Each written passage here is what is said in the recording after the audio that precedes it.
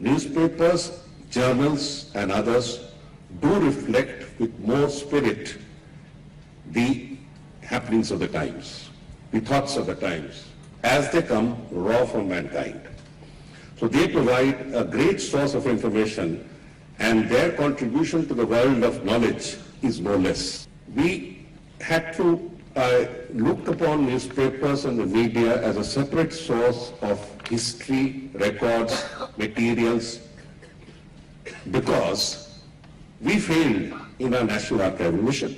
Up to 1947, records are kept with such amount of precision, clarity, that it's international.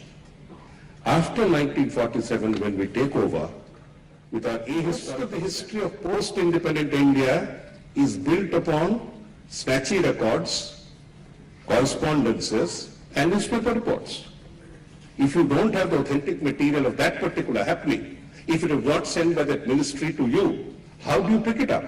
Do you wait for those records to come? That will never come, because in the splitting of ministries, it went into something called no man's land. The digital convergence would cover libraries, newspapers, and electronic media. The electronic media is a source of information. The general feeling is that Akashvani, being the first broadcaster in India, the first among the first few in the world, would be possessing the best of its records.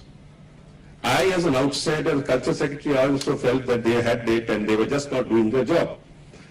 Now getting in, I can tell you what the factual position is. From the late 20s and early 30s, when it all began, there was no concept of backup record. It was just broadcast, it was just sung. At least when HMV went and, let us say, persuaded Gauhar Jan and other Tawaifs to sing, their things were kept on wax cylinders, because HMV was prepared to preserve them. But when Akashvani went on Akash with his Vani, it did not keep back. Many tapes were re-recorded. When somebody had a shortage of tapes, and you didn't have tapes because head office has not sent tapes because B2 form has not been filled and C2 form has not come in. So what do? You pull out one of best of Bade Ghulam Ali and re-record it. Re-record it. This has happened. This has happened.